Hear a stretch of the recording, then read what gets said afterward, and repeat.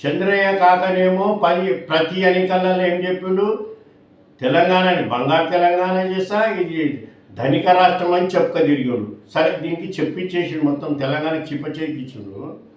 ఇక కాకనేమో మంచిగా వేసుకున్నాడు, ఫామల్లా అనుకోడు. 10 ఏళ్ళు పాలన లేదు, ఏం లేదు.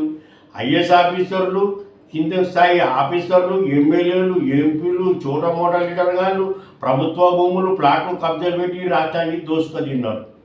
నేను అల్లే మీ సొంత బిడ్డ కల్వకుంట్ల కవితనే మొన్న చెప్తుంది, బంగారు తెలంగాణ అని. ఆ 3 కుటుంబాలే బంగారు కాపురాలైనాయి. హరీశ్వరరావు, సంతోష్రావు, ఇంకేదో పేరు చెప్పిండు, వాళ్ళు అన్నదో ఏమో. ఈ 3 కుటుంబాలే బాగుపడ్డాయి, బంగారు కాపురాలైనాయి. బంగారు తెలంగాణ యాడికెంచి అయిందని సొంతం మీ కవితనే అంటున్నది. మరి ఇప్పుడు ఒక్కడు మాట్లాడే రేపురా, కింద మీద నోరు మూసుకొని కూకుర్రు. ఈరి ఆమె మాటలకు జవాబీరి కొడక మీద అంతా పోలు బయట పెడతా అంటుంది. ఎవరోని పైసలు ఏడాడున్నాయి అన్నీ తిప్పిస్తా అంటుంది. విన్నారా?